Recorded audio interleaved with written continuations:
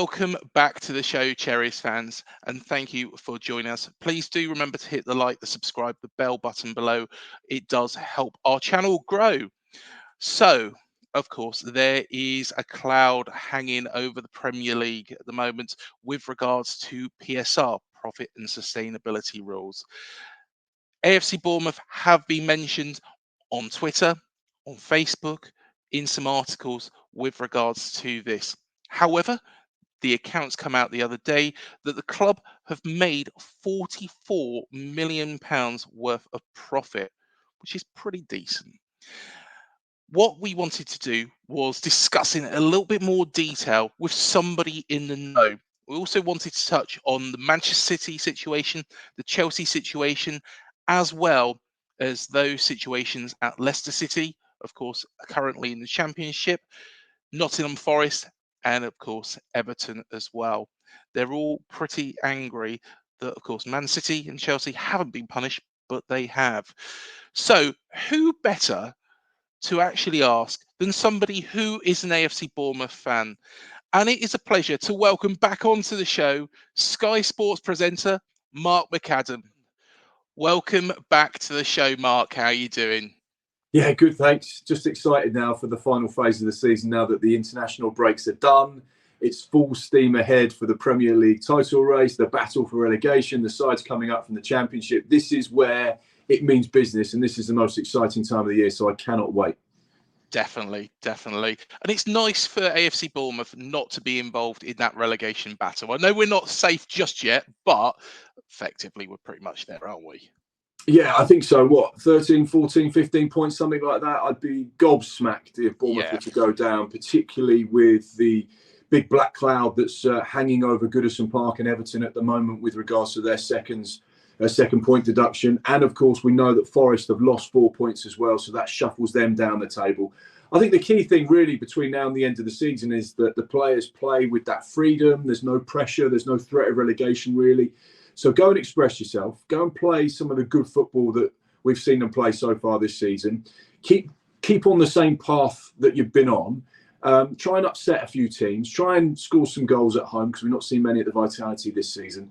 And just go and enjoy these last moments of a Premier League campaign and try and finish as high as possible. I guess points tally would be nice if we could get a record Premier League points tally, and just go for those kind of targets. And as we know, every place in the Premier League you finish could mean between £4 and £6 million in additional revenue next season, which is massive. For a club like Bournemouth, you finish in one place or you finish 3 or 4 places above, and it could be 10 million quid, which is a player.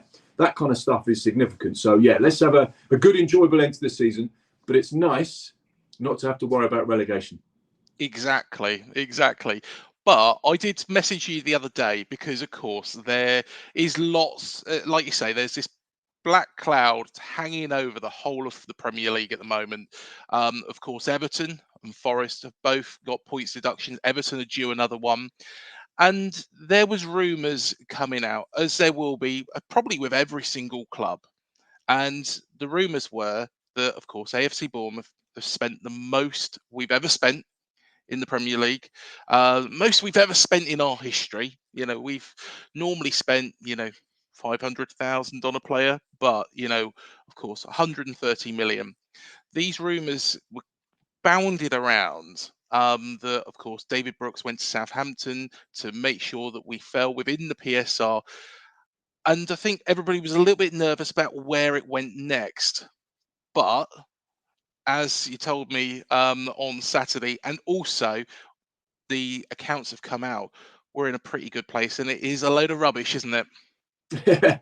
Yeah, I have to be honest. I was surprised when you messaged me and said, what's the deal with this PSR, David Brooks, and are we in trouble?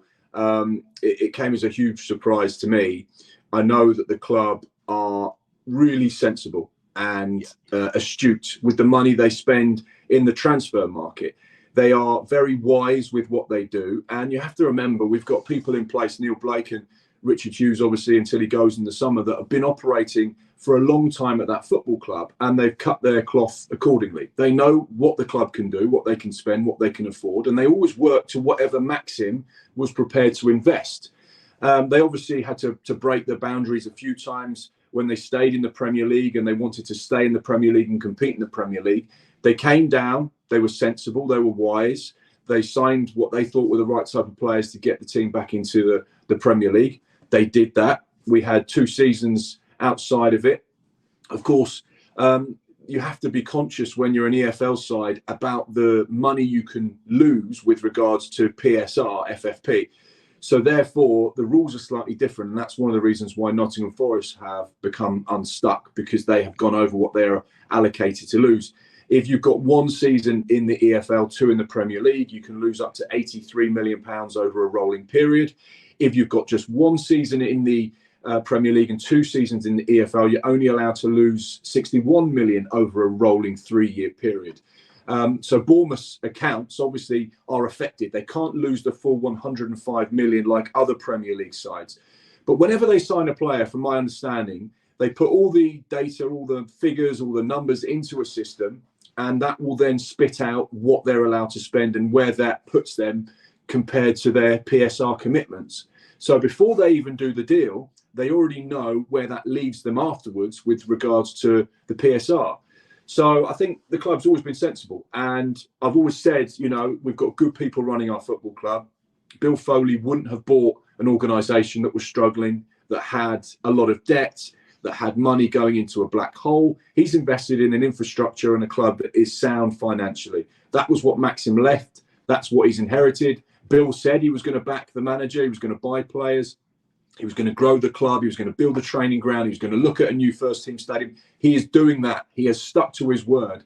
And once again, you're seeing in the financial figures that the club is being run as sensibly as it can. And even if there are rule changes this summer, I think the squad to cost ratio is something that the Premier League are looking at. There will still be room for movement with regards to Bournemouth's current situation. I think it's around 71% at the moment. And the Premier League rule is looking to be about 85%. So that means you can only spend up to 85% of your turnover on players and football wages. So, yeah, Bournemouth would fall within that on both accounts.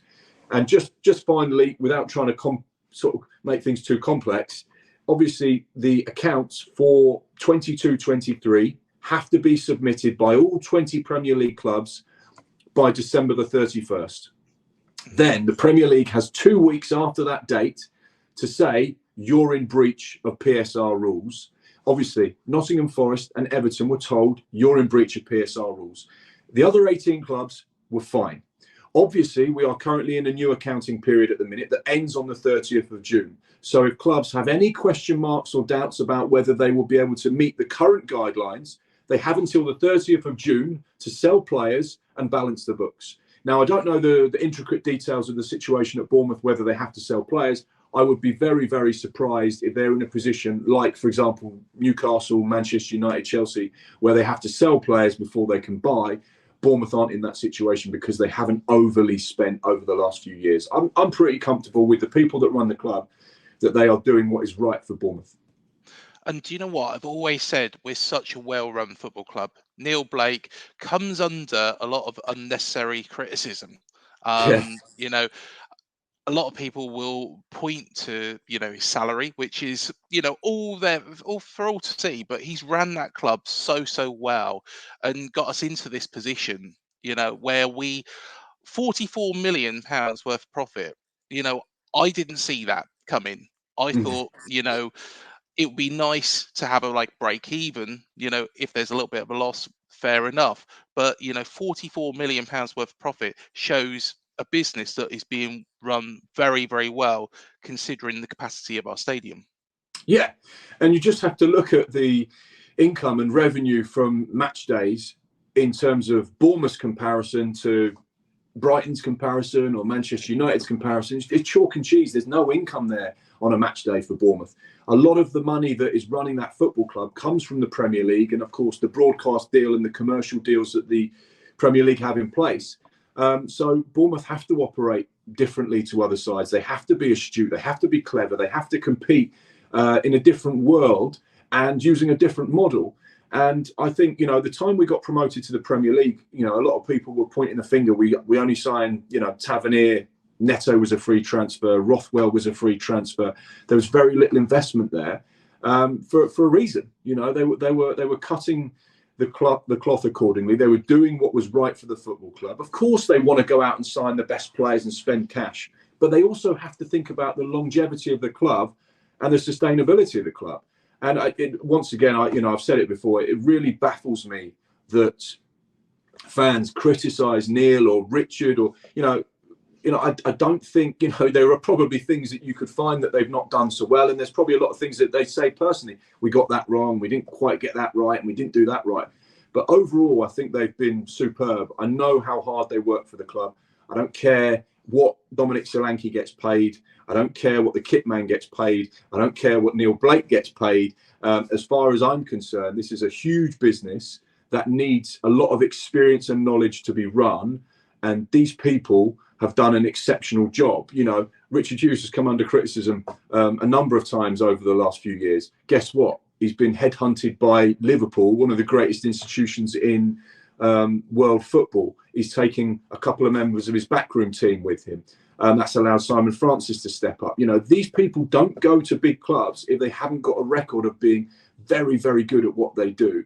And Neil Blake's another one of those that's been superb. So yeah, I can criticise them for certain things, but overall, it's a 9 out of 10. They've been brilliant for my club, and most importantly, we have to remember, and I remember, the buckets, and not knowing if you were going to get paid. I worked at the football club between 2001, 2006 full time.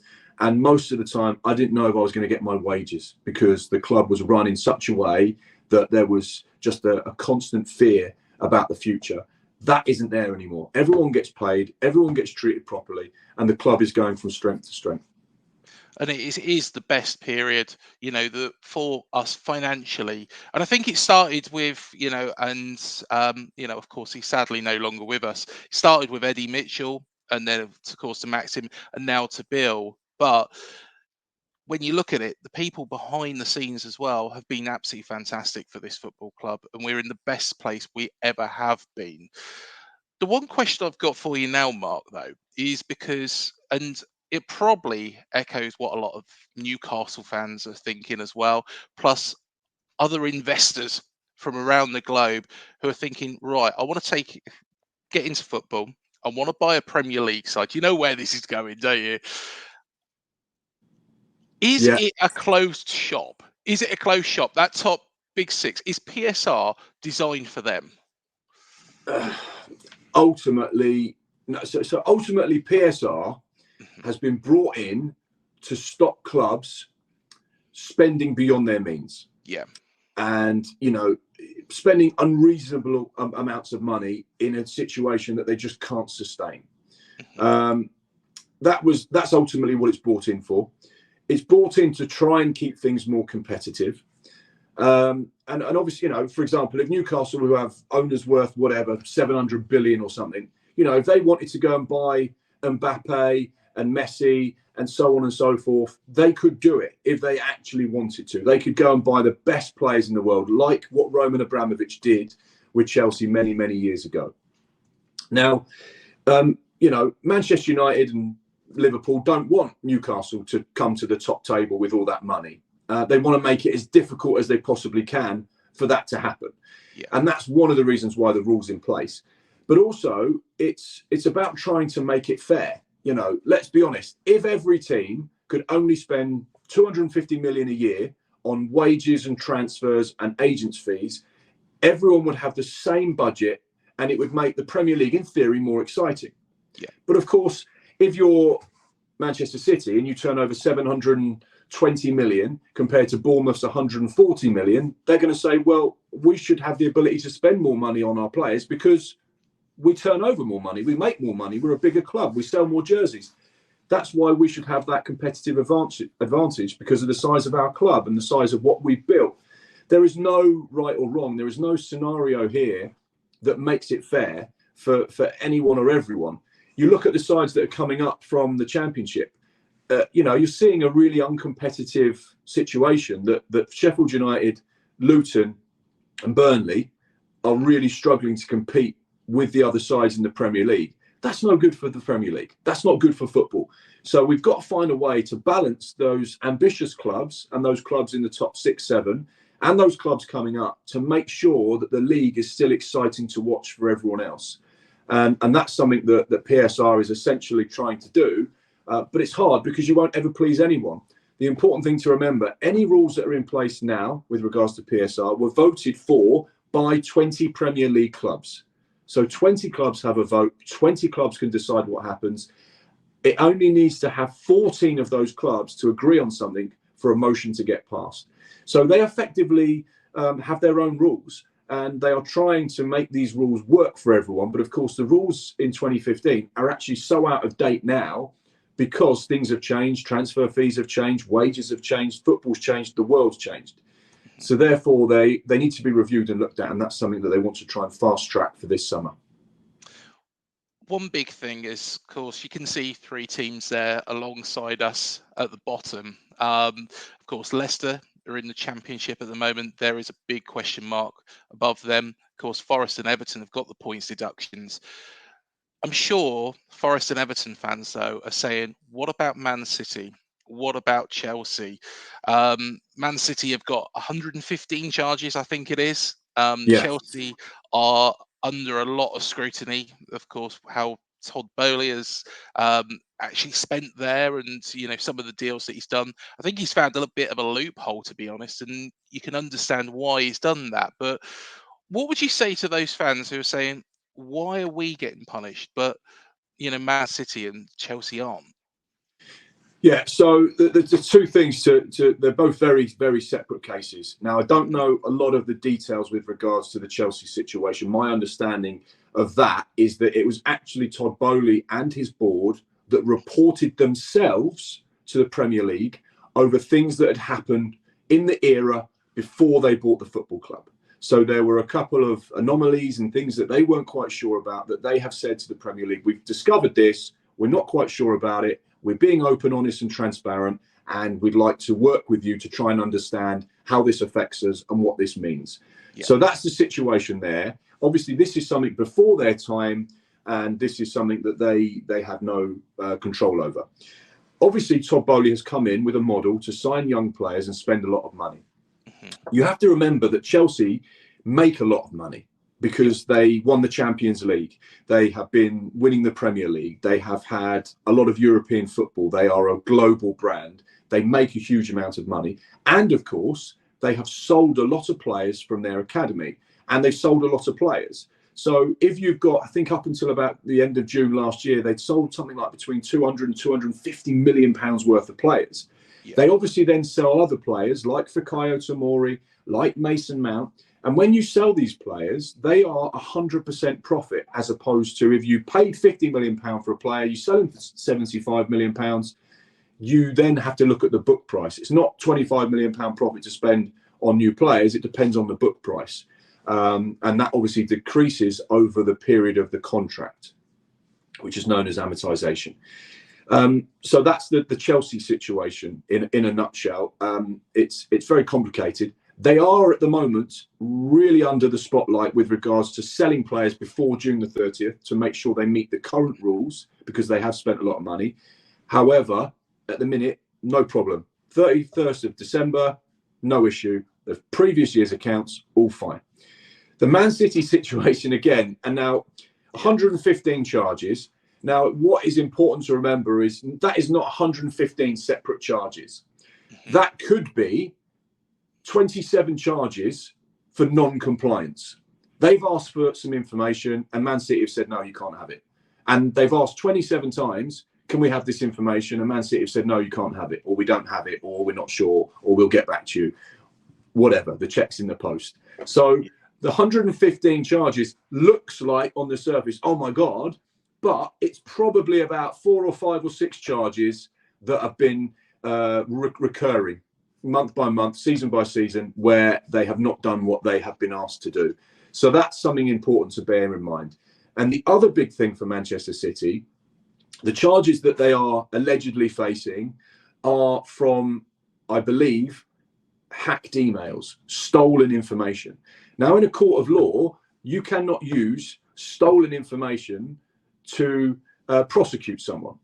You know, so that's it. Goes back to a football leaks scenario where emails were hacked, and laptops and so forth, and information, and then they came across this data and they said, "Oh, Man City have been bending the rules," and Man City will say, "Well, okay, we'll prove it. We believe we've done nothing wrong, so therefore we've done nothing wrong." So that's where this case is very, very different, and it's not cut and dry. It's not simple. These are the rules. Have you broke them? Here's the accounts. Yes, you have. No, you haven't. This is very, very different. So that's why Man City is in this situation. Chelsea are in that situation. But the Premier League have said they will do everything they can to get to a resolution as quickly as possible. Does that make sense? That does make sense. Do you know what? It's because everybody's been going on about they've got so many charges and they need to be pulled up about it, especially the Everton and the Forest fans, and of course Leicester now involved in there as well. There's a lot of finger pointing, but I don't think anybody. It's great that you've explained that because I don't think anybody really understood the charges that Manchester City really. No, again, I don't know all the details. Yeah. We only get a little bit of information, and it's been going on for some time. But it's important to point out that this is historical stuff that goes back many, many, many years, and it's based on stolen and hacked information, and therefore that's where one of the big problems lies. Fair enough. Fair enough. Well, Mark, I know that you've got to rush off and do another Yeah, show, sorry. but thank you so much again for coming on the show. And, no doubt we'll catch up with you towards the end of the season or maybe in the summer. And hopefully, fingers crossed, we've finished a couple of places higher. Can we dream of Europe? No, I would. No, definitely not. I wouldn't like that. That would potentially, be a big burden for the club next season. But let's just consolidate. Let's keep playing exciting football. Let's keep getting behind this young team. And, again, let's just keep building. So, yeah, if we finish 12th this season, I'll be over the moon with that. And then next season, I'd say let's try and finish 11th. Definitely.